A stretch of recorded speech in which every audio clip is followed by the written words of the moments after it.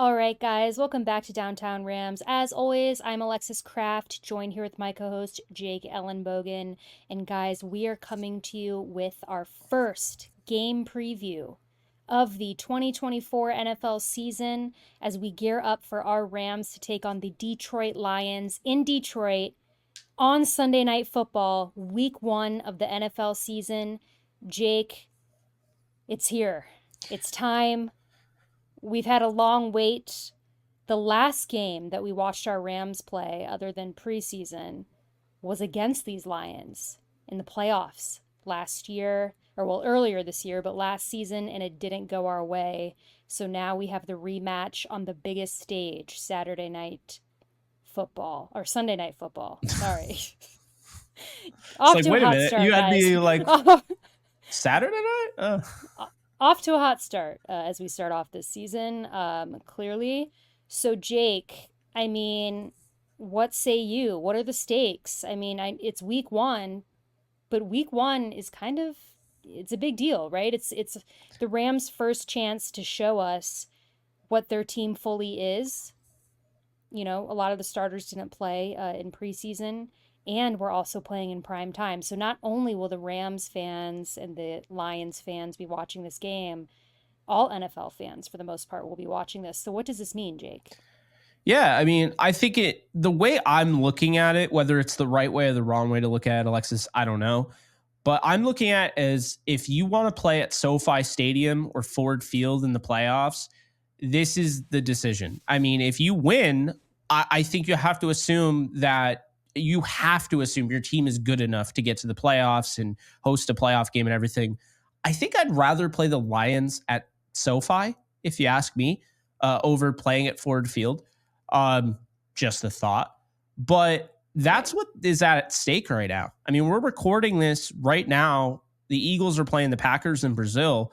I won't even get into how many issues I have with them playing in Brazil. But Alexis, the point I'm making here is that these two are playing, and this is a huge game early on in the season with legitimate playoff implications. I mean, this is a tiebreaker game. And when you talk about teams like the Rams, the Eagles, the Lions, the Packers, the 49ers, anytime those teams play against each other, you have to assume that those teams are going to have a similar record that could end up being a tie.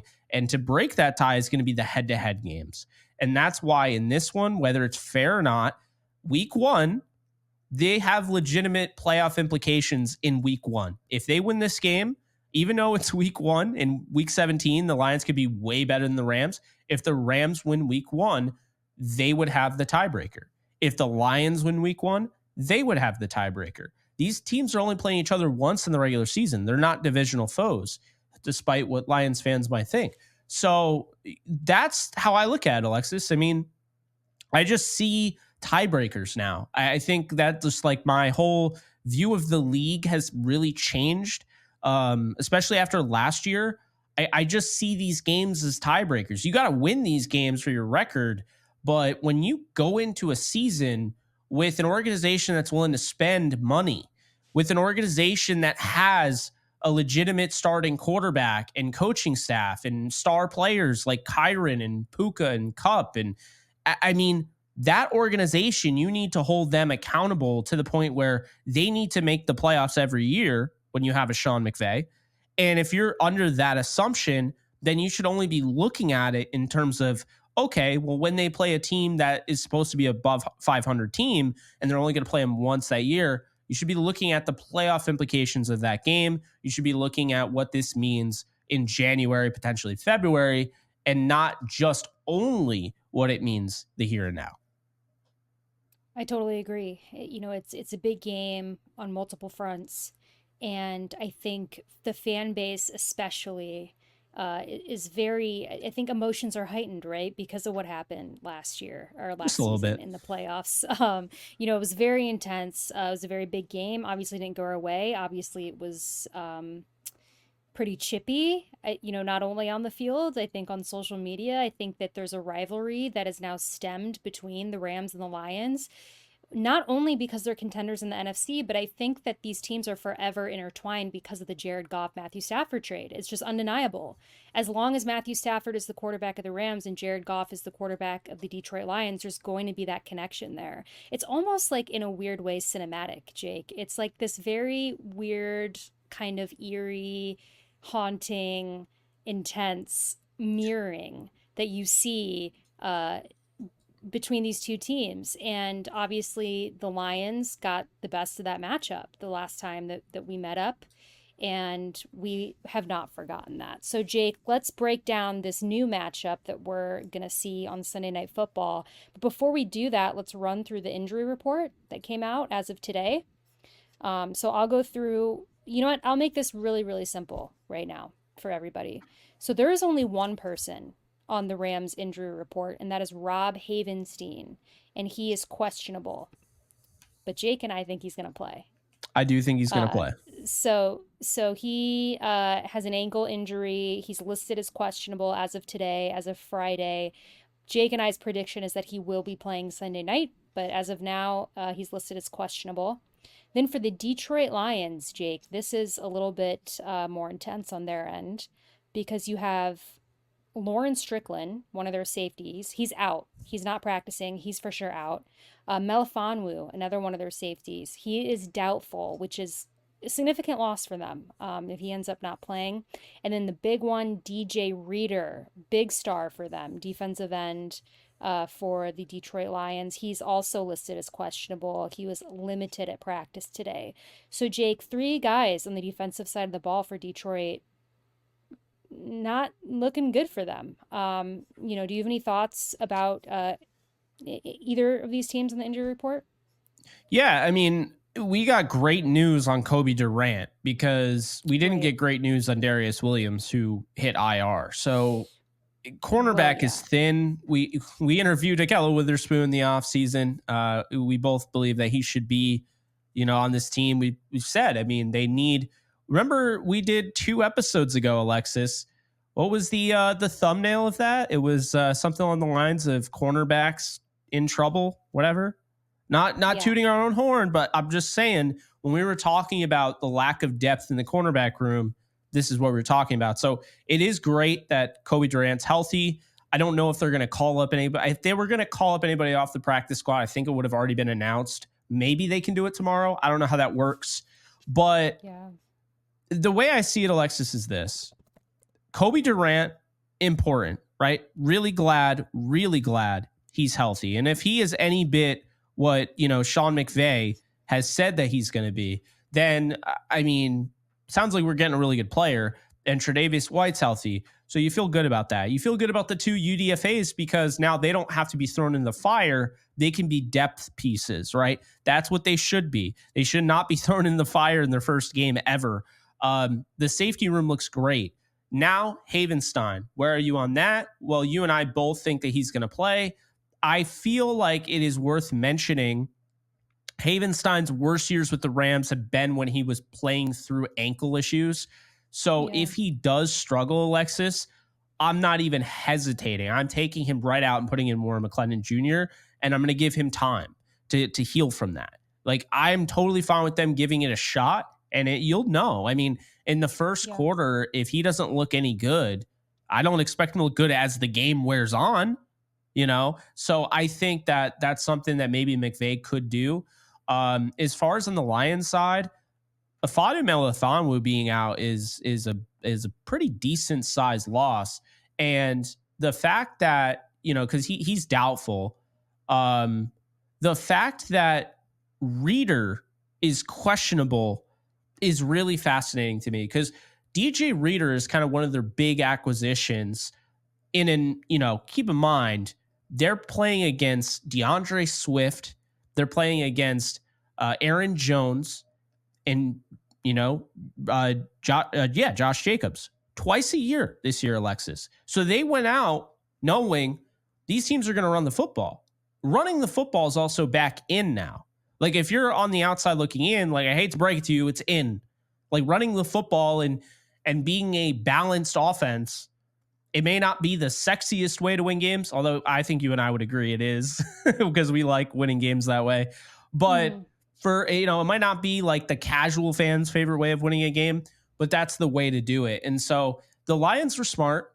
They recognized this. Brad Holmes, formerly with the Rams, was like, okay, we need to go and need to get a gap eater, right? That's what DJ Reader's purpose is. But if DJ Reader doesn't play, I already think the Rams can run against their defensive line. But if DJ Reader doesn't play, I think the Rams are going to feast against their defensive line. So when you ask me, about this injury report and what are the implications, I mean, I think they're very serious. I mean, Havenstein's fantastic, one of the best right tackles in football, but it's not a healthy Havenstein or Warren McClendon Jr. It's potentially not a healthy Havenstein, potentially barely a healthy Havenstein, not 100%, or Warren McClendon Jr. So I don't think that is a huge deal. I understand they're not going to have Alec Jackson. They've been rolling with Joseph Noteboom longer than him anyway. But I think on that Lions side, Melifonwu is a big deal because they do utilize him, and he is kind of one of those ball hawking guys, very athletic. And then DJ Reader is a huge deal because the Rams, they want to run gap scheme. They want to run a lot this year. They went out and drafted another running back because they want to run that much. So I do think that if Reader doesn't play, I think the Rams have a very good advantage. And while it felt like the Lions fans, they were definitely celebrating. Darius Williams isn't playing. Oh, we're going to, win by 40 or whatever they're saying.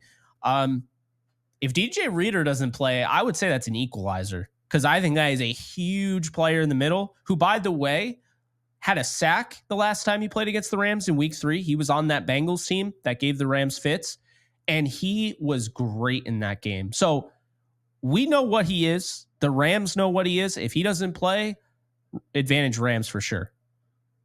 Yeah, definitely would be a big loss for the Lions if he didn't play. And let's on that note, let's talk about the Lions defense against the Rams offense. Let's start there on that side of the ball. Because you look at this Rams offense coming into this game. I mean, Matthew Stafford, obviously quarterback. You got Kiren Williams, who had a fantastic season last season, as we all know. Puka Nacua, another guy who had an incredible season last season. Cooper Kupp, fully healthy, he's back. You got Colby Parkinson now starting at tight end. We have kind of this revamped offensive line in a little bit. You got Joe Noteboom, Avila at left guard, Jonah Jackson at center, Kevin Dotson, and then Rob Havenstein. And I listen. Everybody knows that you and I have high expectations for this Rams offense. We do. I think they're very talented. I think they're very underrated. I feel like not enough people who aren't in the Rams sphere are talking about the talent that the Rams have on the offensive side of the ball, which is fine. I'd prefer it that way. Oh, and then you've got rookie Blake Corum, who I think is going to get a significant amount of playing time behind Kyren as well.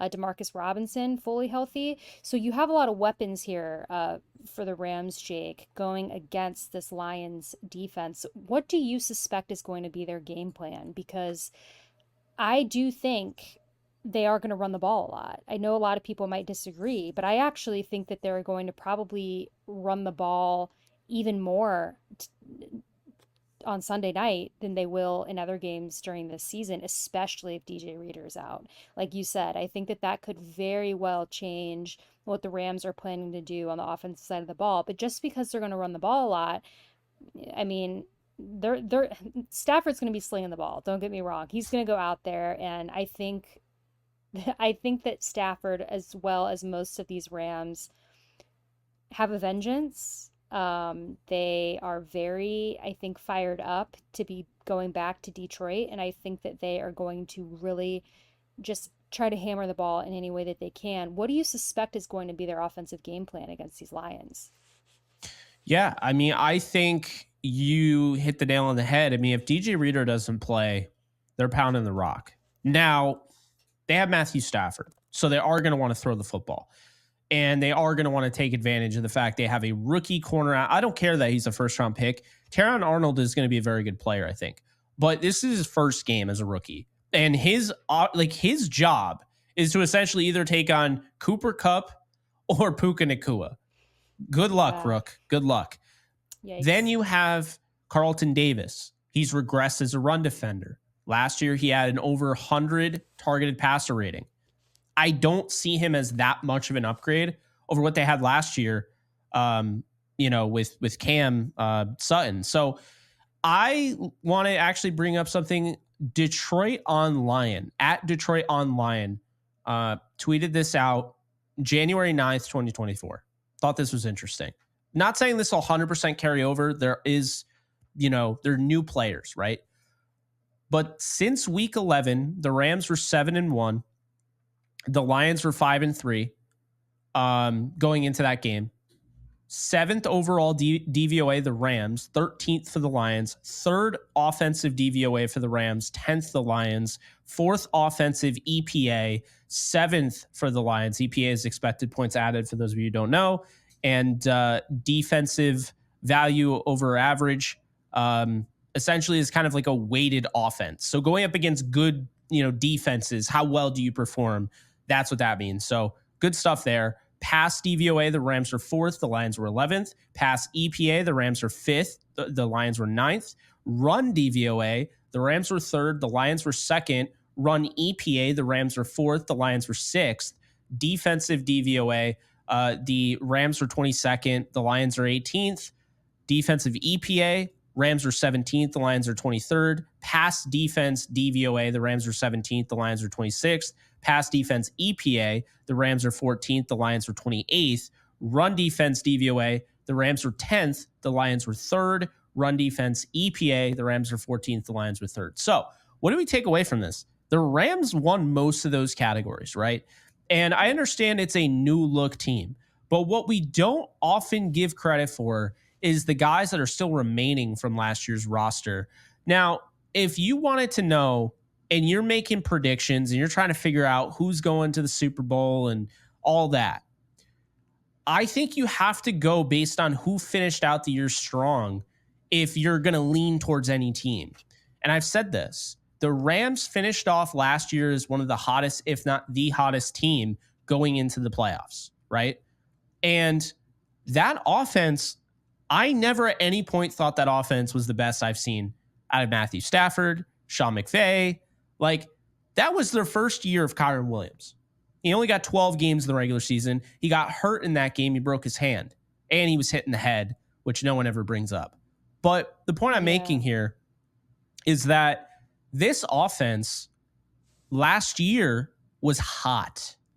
They got better, Alexis. They got better this year. They got better. And the thing about the Rams that I always say is that Sean McVay learns lessons. He learned he couldn't do the same thing every single year. It's why when Vic Fangio punched him in the mouth and then he saw in the Super Bowl, he saw Bill Belichick and he had a masterclass. Quarters coverage gave Goff fits and they lost.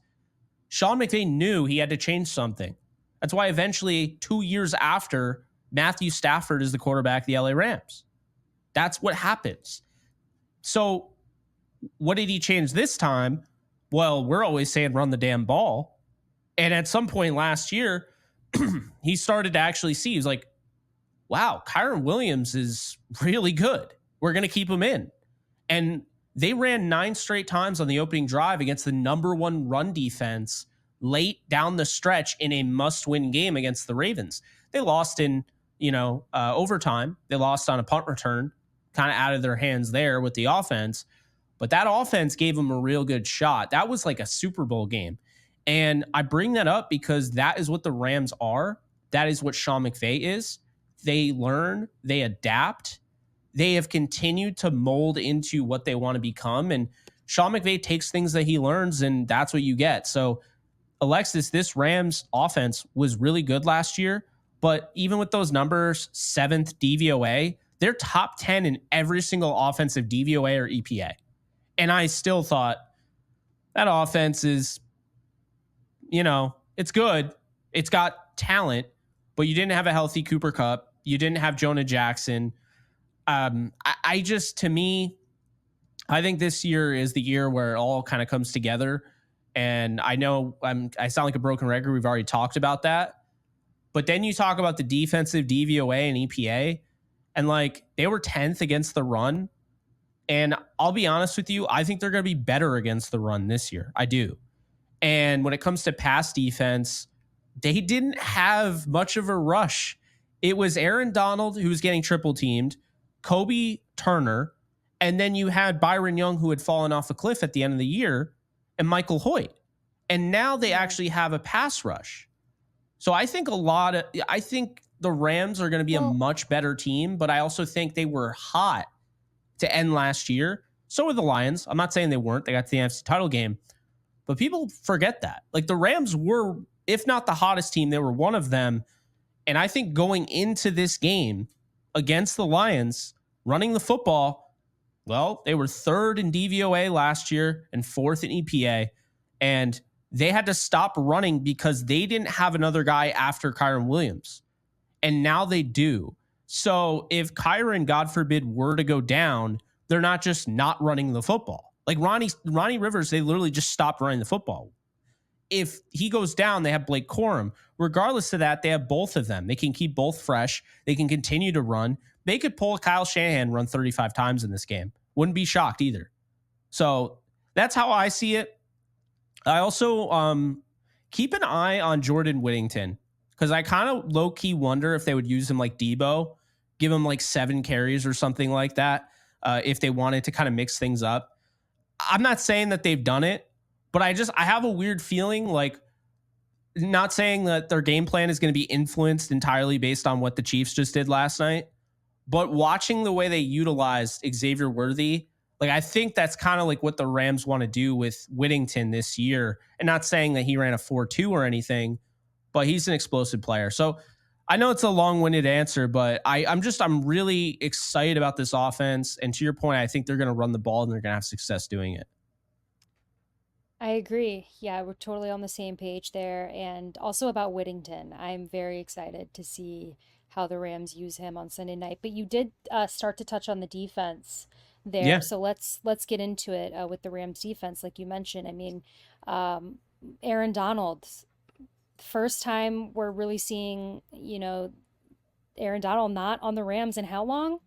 A really long time. I mean, it's going to be weird. I know, at least for me, seeing the Rams defense go out there and Aaron Donald not being out on the field, not being the leader of that defense. So it's a very big change for our team's defense. But you've got Kobe Turner out there. You've got Bobby Brown the third. You've got rookie Braden Fisk.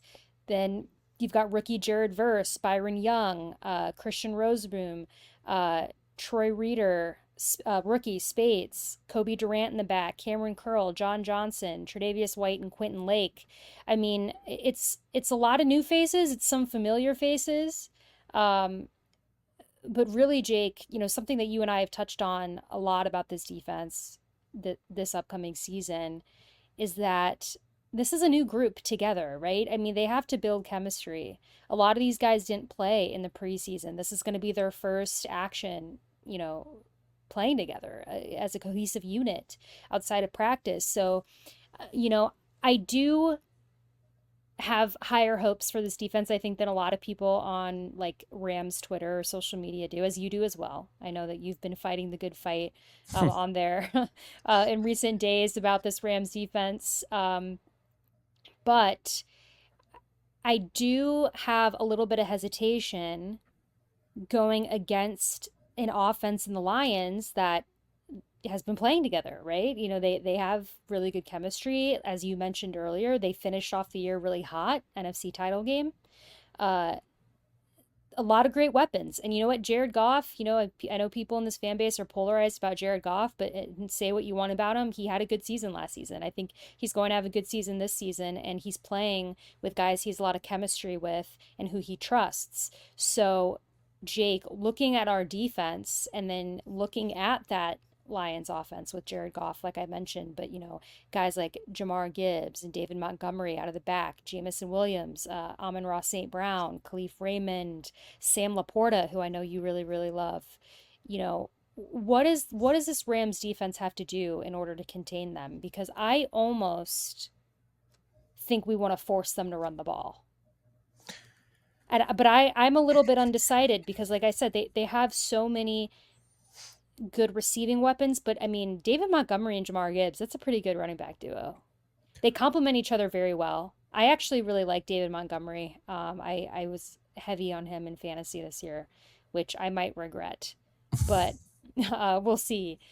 But to me, Jake, looking at what this Lions offense is going to try to do is I think they're going to target the secondary, because I think we have a lot of beef up front. It's new up front, it's new in the secondary, but you look at like guys, like Jacoby Durant, Quentin Lake. I mean, he has some experience. Tre'Davious White and John Johnson, for example, experienced guys, but again, the chemistry thing. Tre'Davious White is new to the Rams. Cameron Curl, new, right? So if I'm the Lions, I think I'm going, this secondary has the potential to be a little bit shaky. I'm going to target the secondary hard to start the game. That's what I think they're going to do.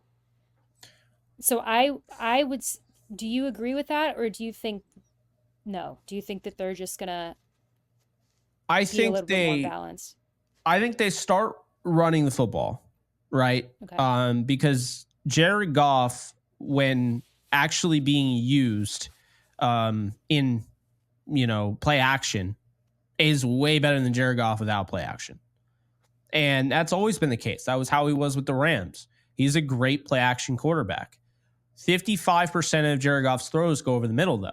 So I do think they're going to try to pick on that linebacker room. And I think they might force the Rams' hand. Like, do you move one of the safeties in the box like that? Maybe. But also, do you maybe go to a Spates or somebody that I think is the best in coverage that they have in the linebacker room in Jake Hummel? I think that's probably what they would probably do, because they have to know that. And I see the Lions and the Rams having very similar game plans. I think this year we're going to see more play action for the Rams, despite the fact that I know Stafford doesn't like it. I think the Lions' lifeblood of their offense runs through the run game to then the play action and the marriage of the play action passing attack, using guys like, obviously you have your guy, that can win anywhere on the field in Amon-Ra St. Brown. After that, you have your deep threat in Jameson Williams, who the hope is, if you're a Jameson Williams fan, is that he ends up being the superstar that people thought he was going to be when he was drafted. Then you have Khalif Raymond, and Raymond is more of, obviously he's a return guy, but he's more of like a slot guy, right? And then you have Isaiah Williams, who made this team and surprised a lot of people making it. And they have some kind of wild cards on their practice squad. I mean, I would be shocked if they didn't call up Tim Patrick. I think he has to be on this roster. He'll probably be on the 53 next week anyway. Allen Robinson is also, on that practice squad as well. Obviously would love to get revenge on his, the Rams.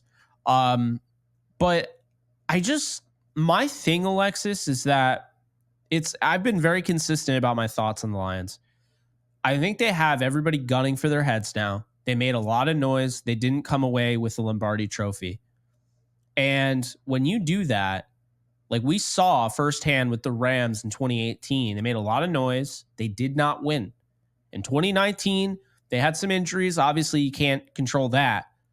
But that offense was figured out. And go back to the Rams game. And really, with the Rams, the Lions were running all over that team, running all over them. And then they stopped, right? Totally abandoned the run. I think in this one, the key for the Rams is that defense, which I believe is not going to be, as I've said, a lockdown or shutdown defense. I think they're going to be an opportunistic one. I think the game is really going to be decided on the turnover margin, because for those of you that forgot, the turnover margin was 0-0 in the last game. It's very non-sloppy football, surprisingly. I don't know how Matthew Stafford hung on to any of those when he was getting drilled, but he did. So no turnovers, no interceptions or anything like that. I think it is vital for the defense to steal a possession or two for the Rams. And that's why I think they went with this approach with the defense. One of the lowest turnover margins you could imagine. I think they only had 10 turnovers last year. Not good. So I think this year they go about things a little bit differently. And I think in this game, it's going to be about pressuring Jared Goff, obviously. But I think it's going to be about when you have a chance to steal one, you got to come through. And I've mentioned in the past, Reader maybe blitzing. He did a good job of that against the Commanders a few years ago. And you have the guys that they had, like you mentioned, all the newcomers, really excited for Verse and Fisk and all those guys. And you have Cameron Kinchins, you could bring in sub packages. And maybe if he's even ready right now, you start him. But yeah, I mean, that's how I look at it. Is I think the last game, the Rams weren't able to steal a possession. They got off to a slow start. Defense couldn't stop the Lions. I think this time around, regardless of how it starts, I think the Rams really got to get that turnover.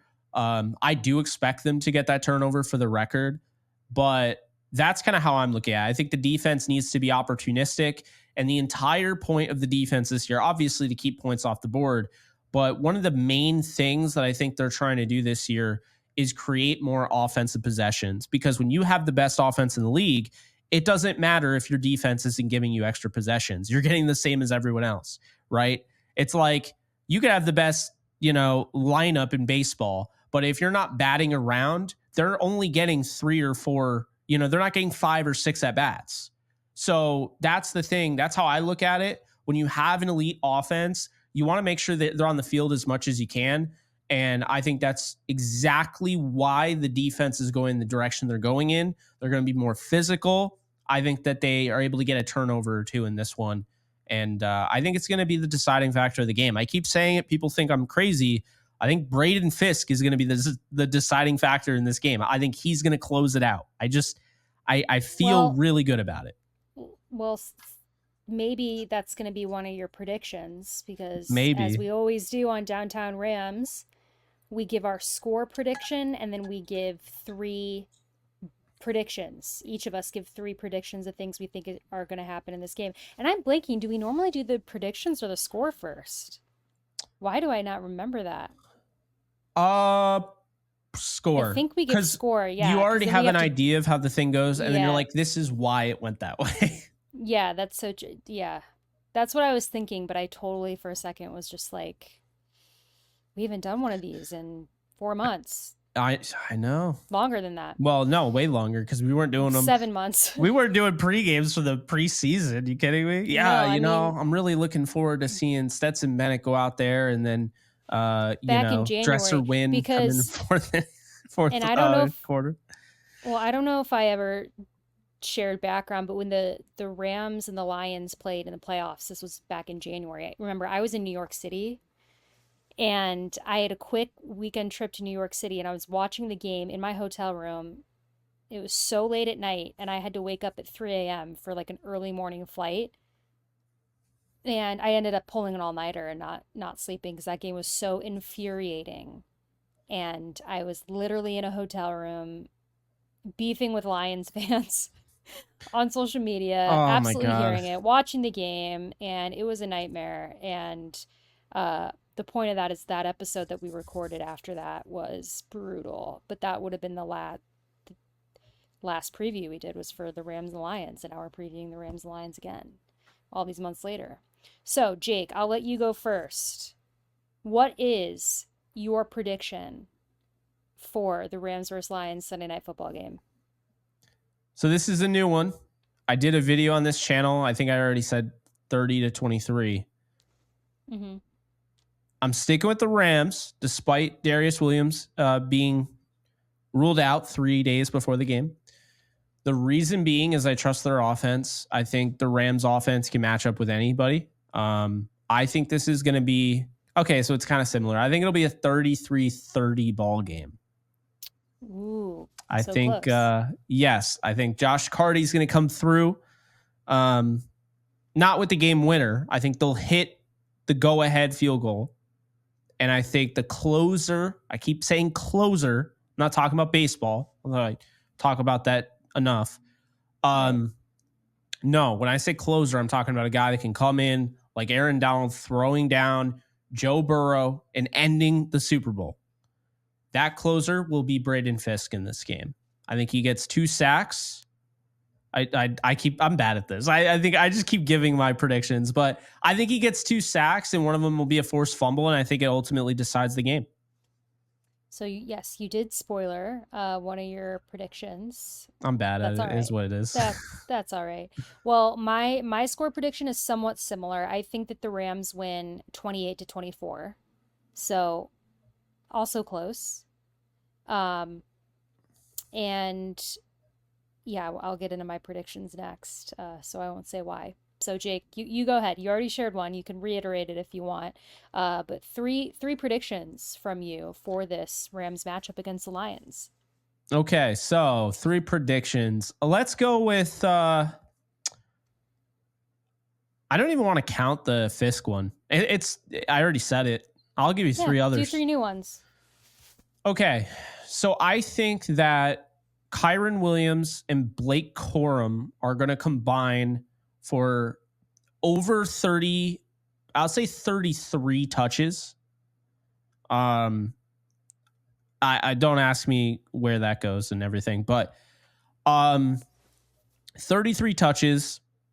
I think I'm gonna say they both if DJ Reader doesn't play, so big stipulation, but if DJ Reader doesn't play, those two are gonna go over 200 total yards. Hell yeah. I think combined. I mean, and that might sound like that's not a big deal. Like if they just do a CJ Anderson and a Todd Gurley, that's not what I'm saying. I wouldn't be surprised if Kyron Williams goes for like 170 total yards and then like Blake Corum has like 40. That's really what I'm saying is that it doesn't matter who gets them. I think combined, they're going over 200 without, like, and that's a big thing without DJ Reader. If DJ Reader plays, I would say closer to 125. That's kind of where I would go. But I think my prediction, if he doesn't play, I'm going to say they go over 200 total yards on that one. I like it. Yeah. My next prediction, I'm going to go with Cooper Kupp. He's going to be back in the winner's circle, looking like Cooper Kupp. He's going to go over 100 yards receiving. He's going to catch a touchdown. Big deal because the last time we saw him, he had like 7 targets. He did not look the same. He was injured. It's that simple. So I think Kupp is going to be a factor in this one. I think he's probably going to lead the team in receiving. So I'll say that. And then last but not least, I want to go back to the defense. I think Cameron Curl is going to get a pick. Cameron Curl is about to be an effing stud this year. Cameron Curl is going to be potentially an all-pro player. Like I don't think I've made that clear how I still haven't gotten off cloud. I've been a huge fan of his for a long time. Still haven't gotten off cloud 9 when I was driving to Florida and I have to pull over and do a live stream at midnight because Cameron Curl became a Ram. I understand some of you might not understand like why. Like he's not Minka Fitzpatrick, he's not Jesse Bates, and that's fair, right? But Cameron Curl has been sitting in Washington where they've literally changed their logo like 3 times. They don't even know what to call themselves. They don't even have, I don't even think they have the actual rights to the name the Washington Commanders either. So let's just laugh about that for a second. The point I'm making is that Cameron Curl has been playing in Washington. No one's been watching them. No one. Yeah. Cameron Curl is a baller. I've been watching him for a while, and he's somebody that is going to help you in run support, and that will be a big deal. But I think people will look at his stats and just say this guy isn't going to be a ball hawk. I have no idea what you're talking about. Don't be surprised if he absolutely is a ball hawk this year and he goes for 5 picks. I think he's going to be huge. He's going to be all over the place. He's going to be a problem. So he gets interception in this one. He picks off Goff. And I'll say he takes it back to the house. Is it an episode of Downtown Rams if you don't steal one of my predictions before I say it? Oh, you had Cam Curl? Yeah, I had Cameron Curl interception, but it's fine. I can replace it with something else. Okay. So yeah, love all That's of your funny. predictions, by the way. I think they're all pretty realistic too, other than the time was that you what was it, the Rams block a punt or whatever, and they did. Oh my god. Yeah, I actually turned that into a YouTube short and it did pretty Oh, well. But yeah, it was um, I said that they'd block a punt and Michael Hoyt actually blocked it. And then yeah, Mark Sanchez couldn't pronounce his name correctly. yeah. I think Well, it that was was a against the crazy. Falcons or it was the Falcons or Cardinals. Well, for my prediction, for my predictions, I'm gonna say Cooper Cup 2 touchdowns. That's bold. I But I like it. really feel like he's gonna have a good game, and I feel like him and Staff are gonna be in a really good rhythm. Um, I can sense that and the energy that's coming from Cooper Cup, according to everybody in the building. I feel like he's ready. I feel like he's gonna come out and fire. So I've got Cooper Cup 2 touchdowns. You took the Cameron Curl interception. The word So let usage me you did this to me. It's like every time that I let you go first for predictions, I always am like have I, that like my heart does this thing because it's like just happens so much. It's okay. So you know what? I'm gonna say this is also a defensive prediction. I think Jared Verse is gonna get a sack. I like it. I really feel good about him, as people know, and I think that he's gonna come out and be a problem on Sunday night. I really believe that. So I think we're gonna see a sack from Jared Verse. And then let's say I don't want to say, well, I like your prediction about Kyron and Corum. Mhm. So I kind of don't want to make a running.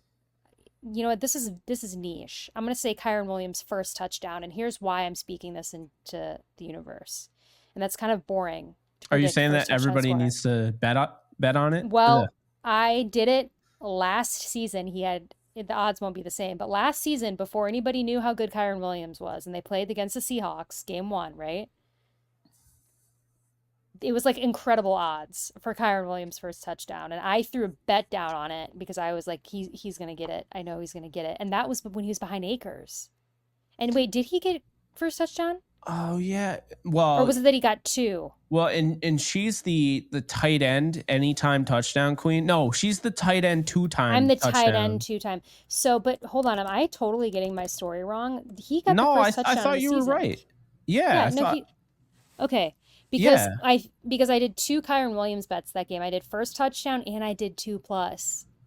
Like I was so confident. I had which, I don't regret. Look at how it turned out. But like I was Yeah. literally like it was like great odds, and it was like plus 500 or whatever it was, and I threw down money on it.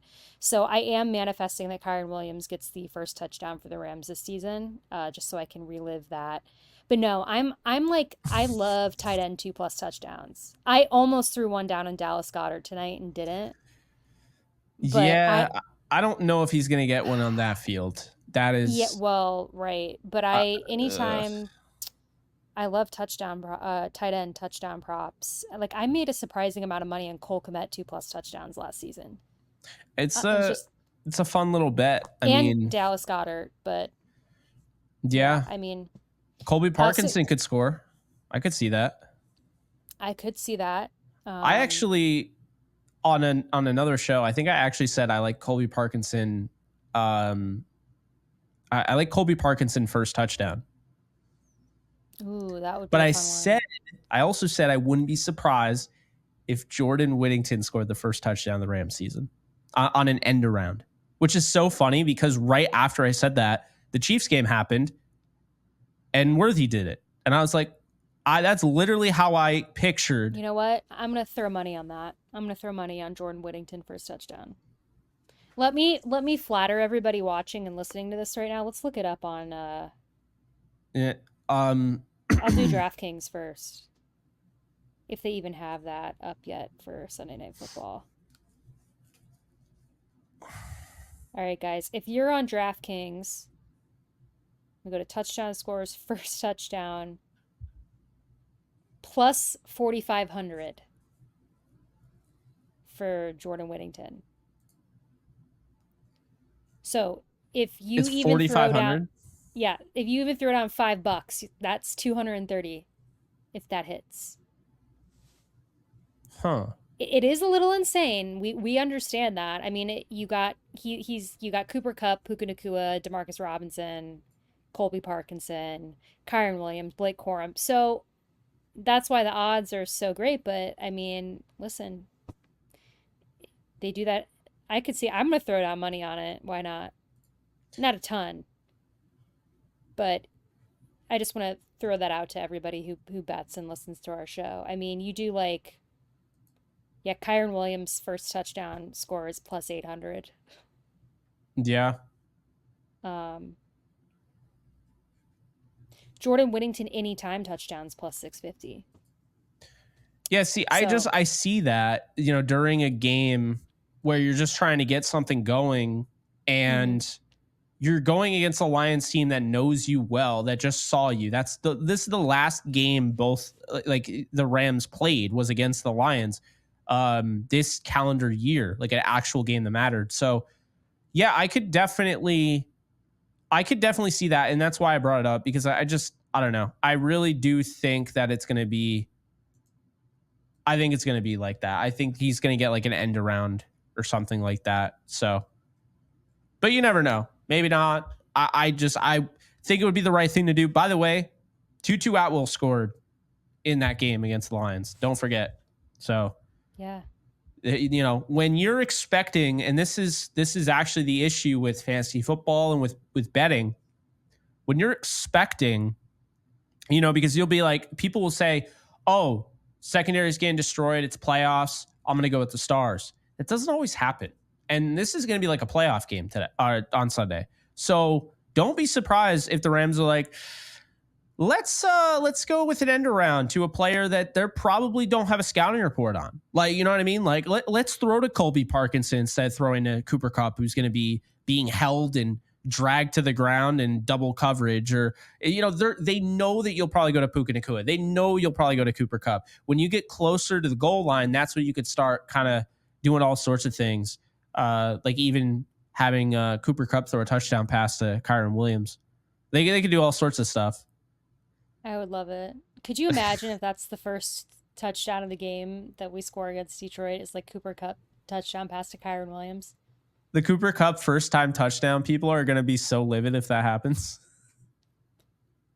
I'm all for it. Hey, you know what? I don't care how the Rams score on Sunday, guys. I just want them to score and I want them to win. Both Jake and I have predicted that the Rams will be winning against the Detroit Lions on Sunday Night Football, but I think we can both agree it's going to be a slugfest. It's going to be physical. And I think, the Rams going into this game are expecting that, obviously. They know what it was like last time they played Detroit. It's the first week of the season, too. I mean, everybody is just, every emotion is amplified by 10, and it's prime time. It's the show, it's Sunday Night Football. And I think we're in for a real treat, Jake. I really think so. And I really hope just everybody stays healthy and the Rams, it's first week of the season. There's going to be kinks. There's going to be things that don't work, things that they try, but I really feel good about them, and I'm so excited to see all the starters on the field, and it's tough.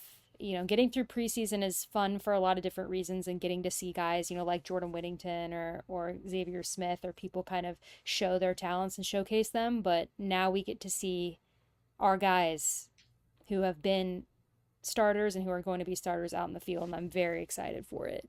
Particularly on the defensive side, I'm really excited to see Jared Verse and Braden Fisk out there. Yeah, I'm with you. I think obviously I cannot wait to watch this offense. It's a lot of fun, but Mm-hmm. those two guys to me, like when I think of the next era of Rams football, I think of Jared Verse, I think of Braden Fisk. That is really exciting because I can sit here and say, Quentin Lake's our guy. Very excited for Quentin Lake. He's about to take the next step. I really do believe he takes that. But Quentin Lake isn't signed as long as those guys are. By them being drafted this year, especially Verse, so you have 5 years from now. So Verse, the fifth year option would put him as a free agent in 2019 or 2029 is what I'm saying. So that's a big deal. Like these Yeah. guys are going to be around for a long time. And the hope is they both get long contracts. They're both here for at least 10 years. And these are guys that we're talking about long after Matthew Stafford's retired. And hopefully Yeah. Stafford doesn't retire anytime soon and continues to play at this level. But Father Time's undefeated. He took down Tom Brady, took down Barry Bonds. I mean, Father Time is undefeated. You can't bet against Father Time. I agree. And yeah, the fifth year option is going to be very helpful. The big thing And about a first round pick, I'll yeah, tell you. I know. And we're 2 days away from getting to see him on the field. I have chills, Jake. I have chills.